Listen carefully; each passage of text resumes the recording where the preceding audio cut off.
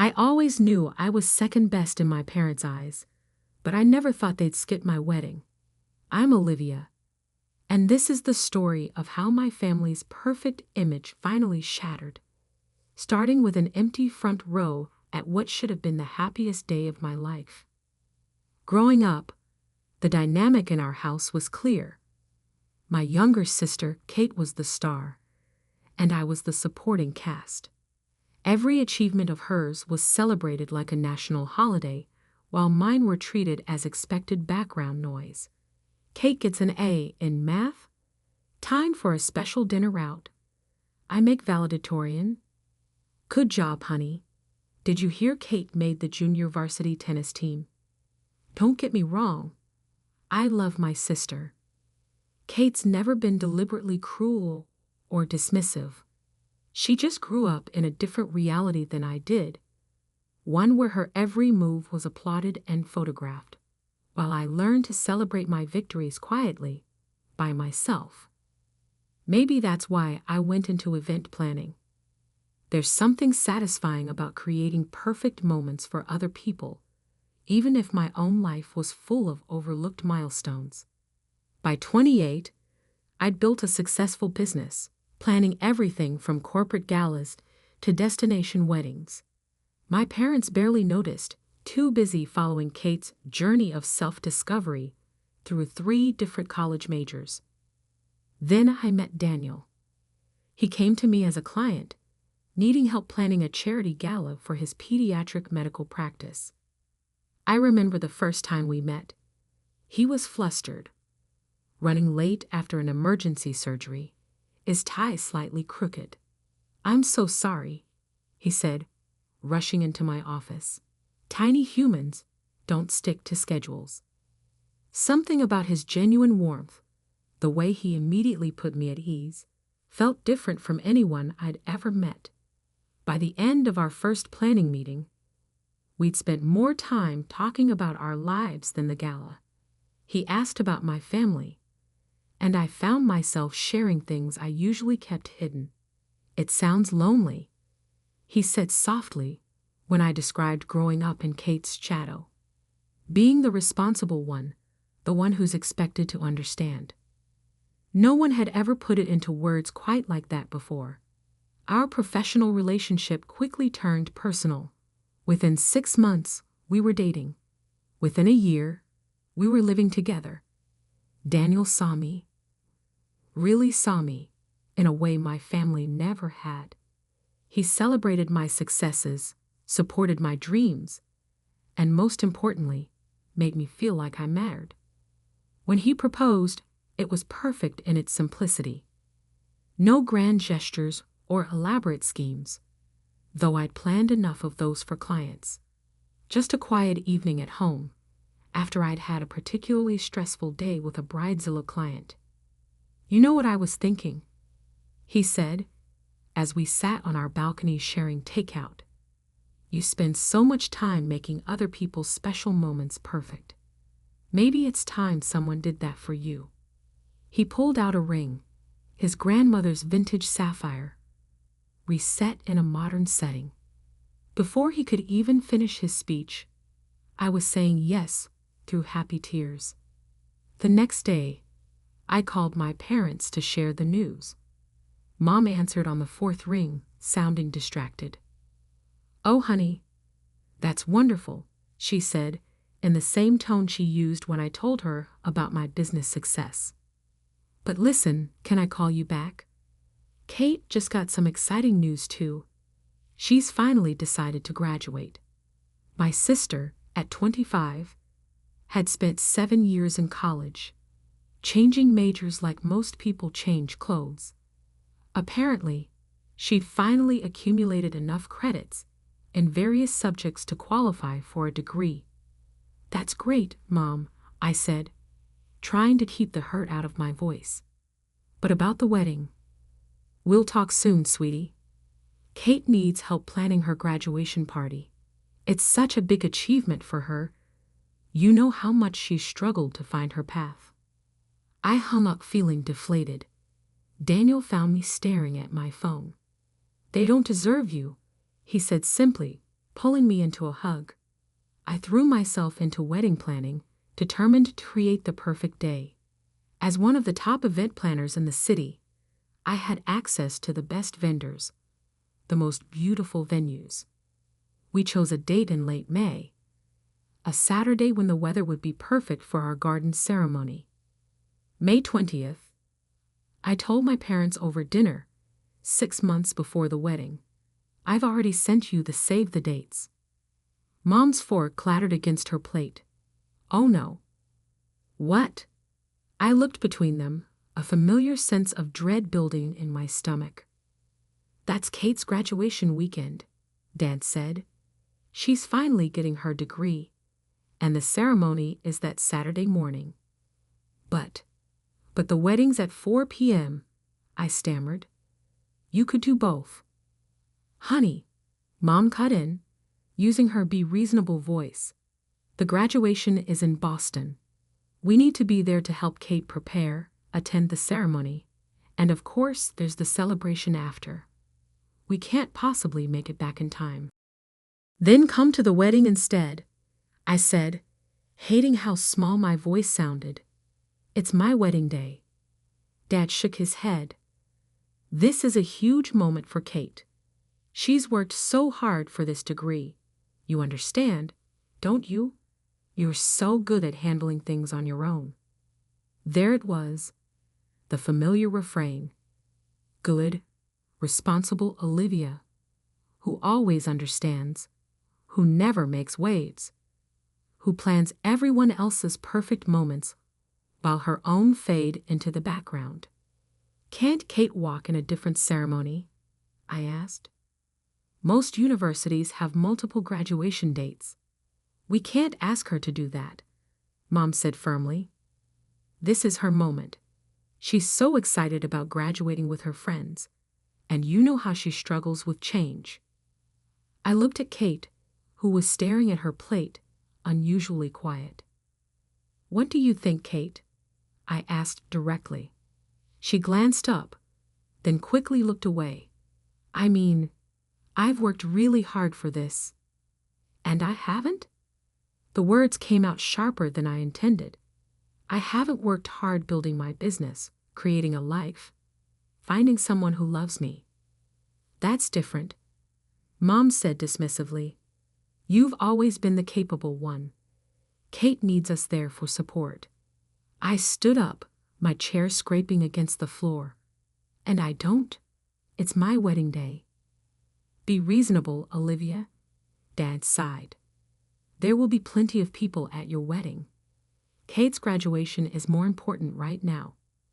More important. The words hung in the air like poison. I left dinner early that night, driving home through tears. Daniel was waiting up, and one look at my face told him everything. They're not coming, are they? I shook my head, collapsing into his arms. Then we'll make it so spectacular they'll regret missing it for the rest of their lives, he said firmly. Looking up at him, I felt something shift inside me.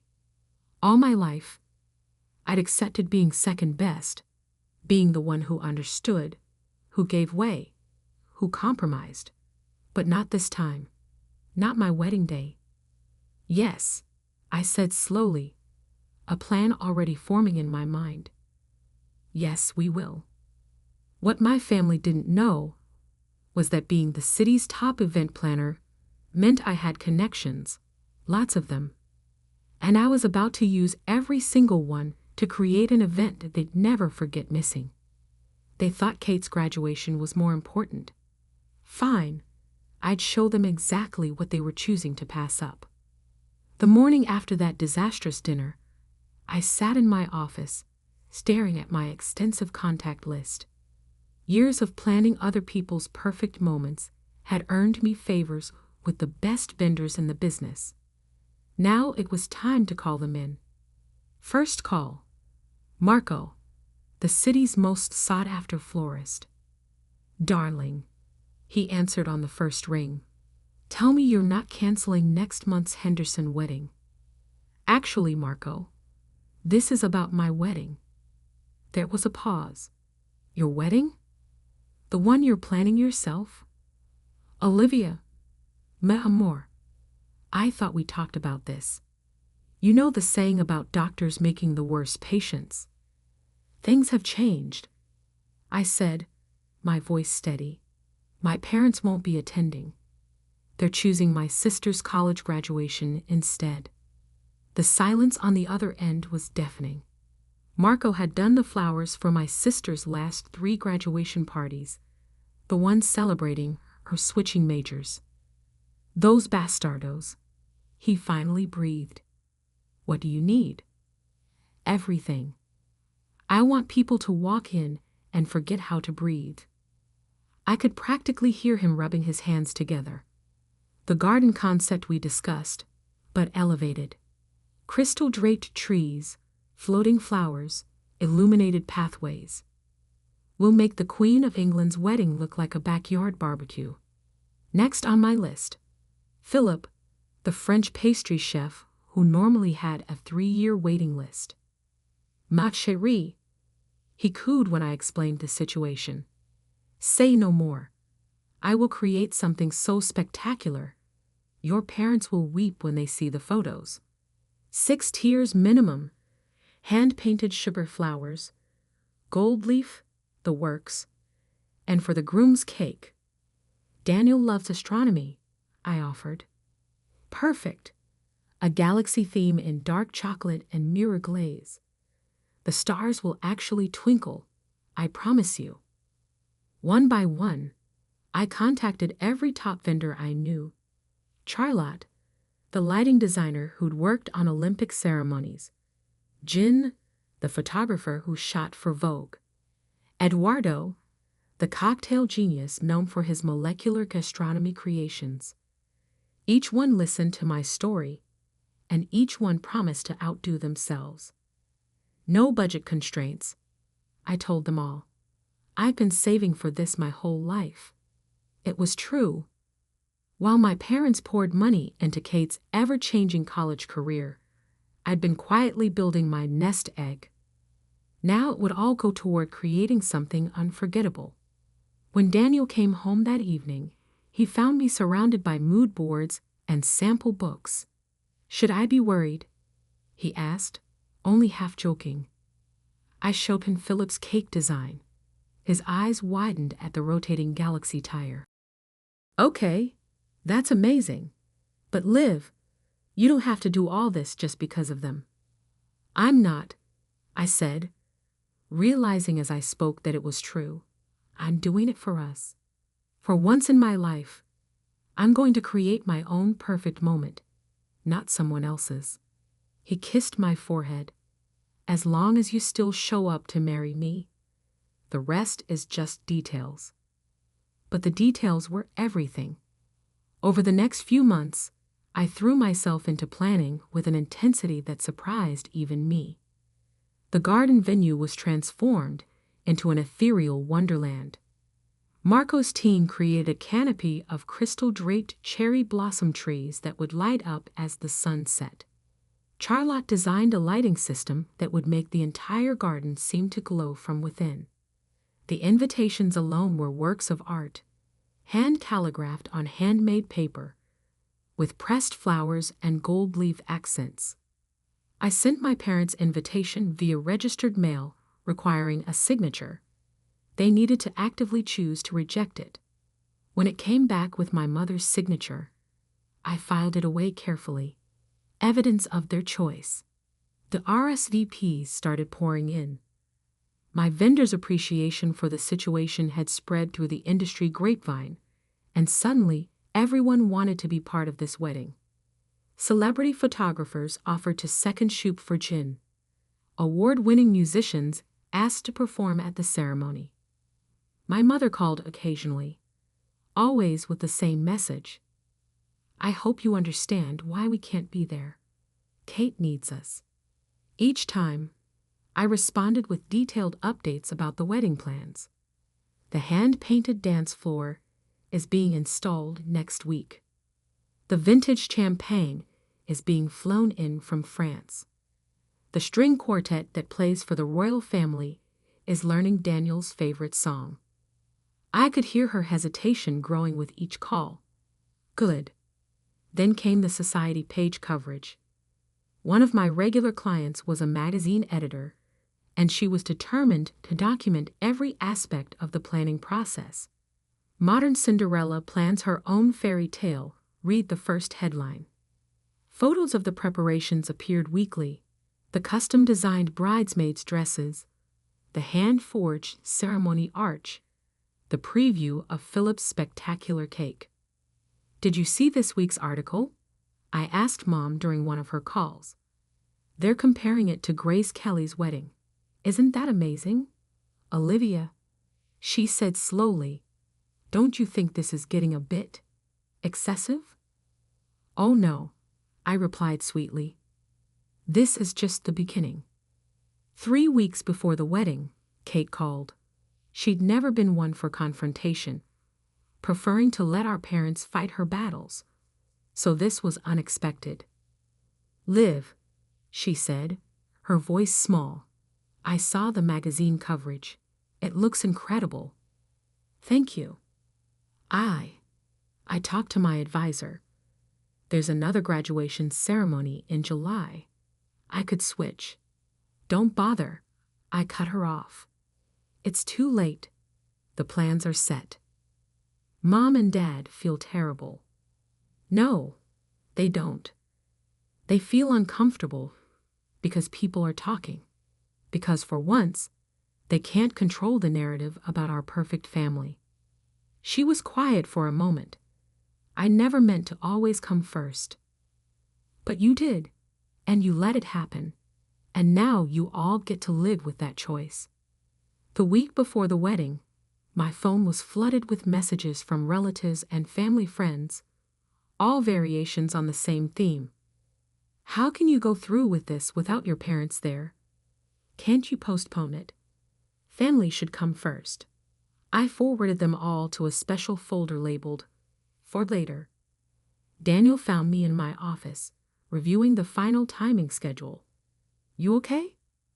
I looked up at him, at his kind face and worried eyes. You know what? I really am. For the first time in my life, I'm not trying to make everyone else happy.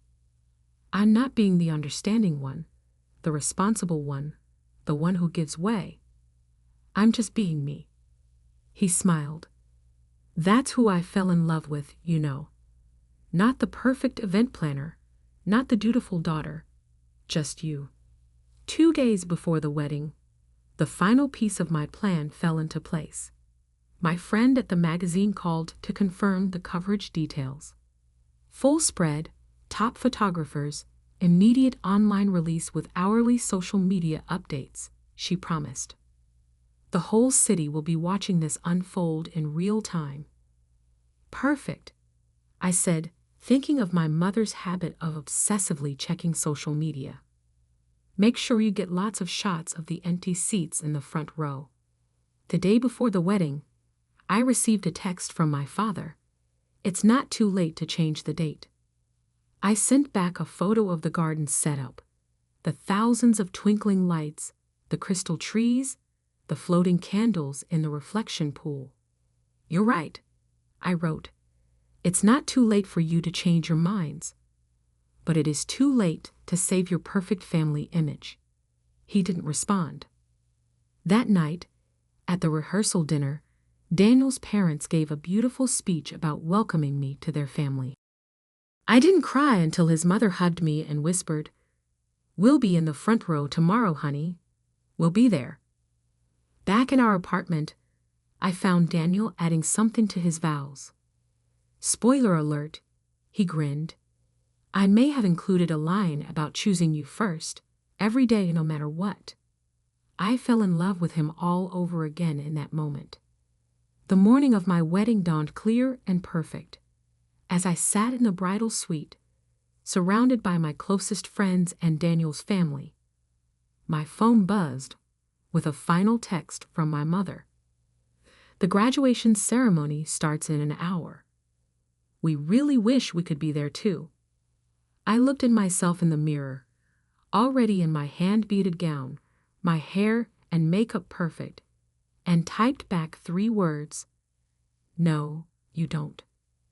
Then I turned off my phone. It was time for my moment, and I wasn't going to let them dim it anymore. As I stood at the entrance to the garden, waiting for my cue to walk down the aisle, even I was stunned by how everything had come together. Marco's crystal-draped trees sparkled in the late afternoon sun, their branches heavy with thousands of white orchids and roses. The pathway before me was lined with illuminated glass orbs that seemed to float just above the ground, creating a river of light leading to the altar.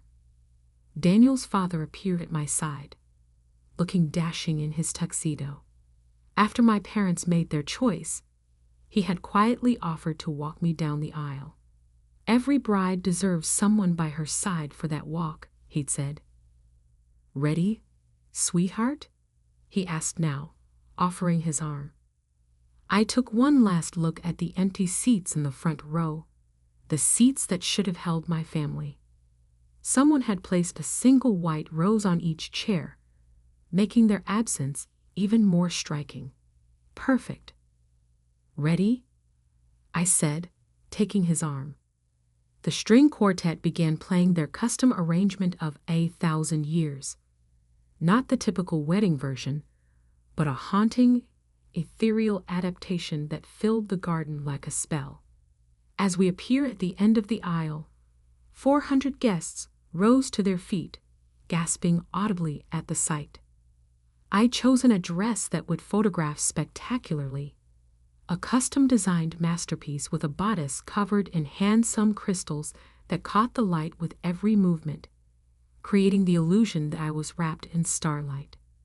The cathedral-length veil, edged with delicate lace that had taken artisans 3 months to create, floated behind me like a cloud. But it was Daniel's face that made me catch my breath. He stood at the altar, tears streaming unashamedly down his cheeks, looking at me like I was every star in the sky. In that moment, I forgot about my parents' empty seats, forgot about revenge and perfect moments and society page coverage.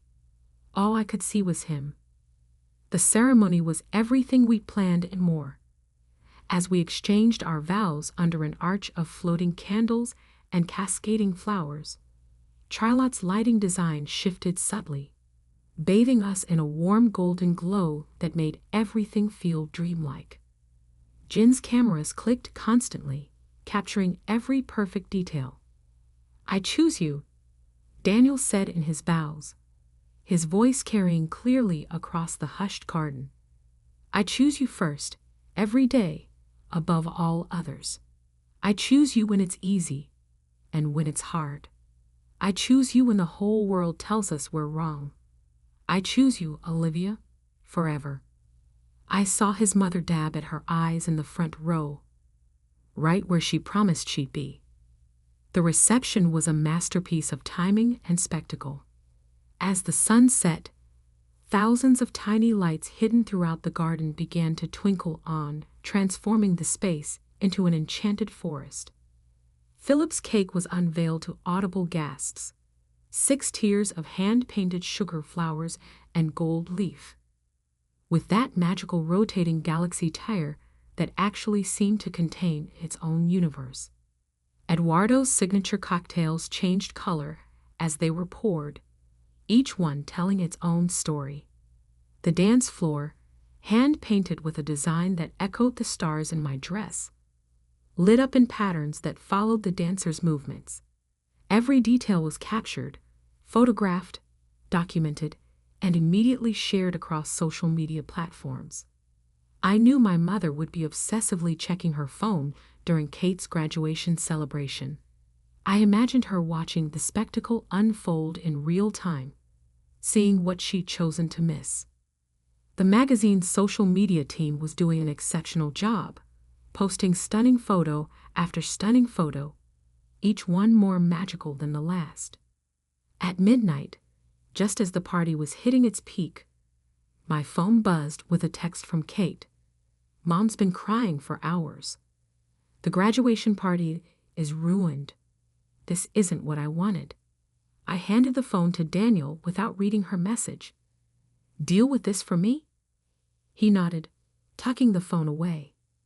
This was my moment, and I wasn't going to let them intrude on it anymore. The next morning, as Daniel and I prepared to leave for our honeymoon, the magazine's coverage was already going viral. "Wedding of the Century," the headlines proclaimed. "Event planner's dream wedding sets new standards." Photos of the empty front row chairs with their solitary roses were featured prominently, with captions that told the story of parents who chose to skip the most spectacular wedding the city has ever seen for a college graduation. The society pages were brutal in their commentary. In an era where family values are supposedly paramount, one columnist wrote, "What does it say when parents choose to miss this once-in-a-lifetime celebration? One can only imagine the regret they must feel watching these incredible images from afar." My parents' social circle was merciless. Their phones were flooded with messages from friends and acquaintances, all expressing variations of shocked disbelief. "How could you miss this? What were you thinking? Your own daughter's wedding."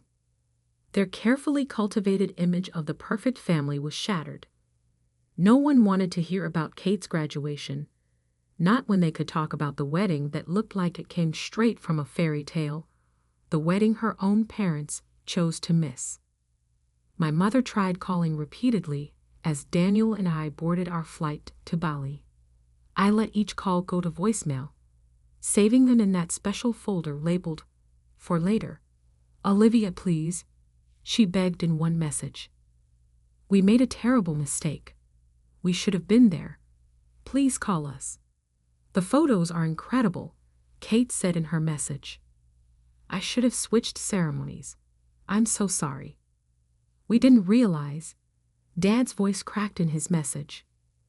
"We didn't know it would be like this." But that was the point, wasn't it? They never realized, never knew, never saw me. They'd spent so many years looking past me, choosing Kate, assuming I would understand and accept and give way. They never imagined I could create something so spectacular, something they'd regret missing for the rest of their lives. 2 weeks later, lounging on a beach in Bali, I finally read through all their messages. There were hundreds of them, each one more desperate than the last. The full impact of what they'd missed was hitting them hard. "Should we invite them to the reception we're having when we get back?" Daniel asked, watching me scroll through the messages. I thought about it for a moment, then shook my head. No, they made their choice. Now they get to live with it. "You're not worried about burning bridges." "They burned the bridge," I said quietly. "I just showed them what was on the other side." 6 months later, I won Event Planner of the Year for my own wedding. The photos were featured in every major wedding magazine, each one highlighting the stunning details, the magical atmosphere, and yes, those empty seats in the front row. My parents tried to make amends. They sent gifts, letters, tearful voicemails. Kate switched to part-time studies and moved back home, her own perfect daughter image tarnished by the backlash. Their social life became awkward, every event a reminder of the wedding they chose to miss. "You could forgive them," Daniel suggested one night, watching me delete another series of apologetic texts. "I could," I agreed. "But you know what? I don't want to. For once in my life, I'm not being the understanding one. I'm not smoothing things over or making excuses for them. They chose Kate's 5th graduation over my wedding. They can live with that choice forever." A year after our wedding, I received a call from a prestigious client who had seen my wedding photos. "I want exactly that," she said. "That level of magic, that attention to detail. Money is no object." As I began planning her event, I realized something. My wedding hadn't just been about revenge. It had been about finally stepping into my own light, about creating something spectacular without dimming it to make others comfortable. It had been about choosing myself, just as Daniel chooses me every day. My parents still try to reach out occasionally. Last week, Mom left a message about how they're ready to move forward as a family. I saved it in my special folder with all the others. A reminder of the day they thought my wedding was skippable and how spectacularly wrong they were. Some people say I'm being too harsh, that family deserves forgiveness. Maybe they're right. But as I look through our wedding albums, at the pure joy on our faces, at the magic we created, at the empty chairs that tell their own story, I know I made the right choice. Sometimes the best revenge isn't about hurting others. It's about showing them exactly what they chose to miss. And sometimes the most perfect moment comes not from being chosen, but from choosing yourself.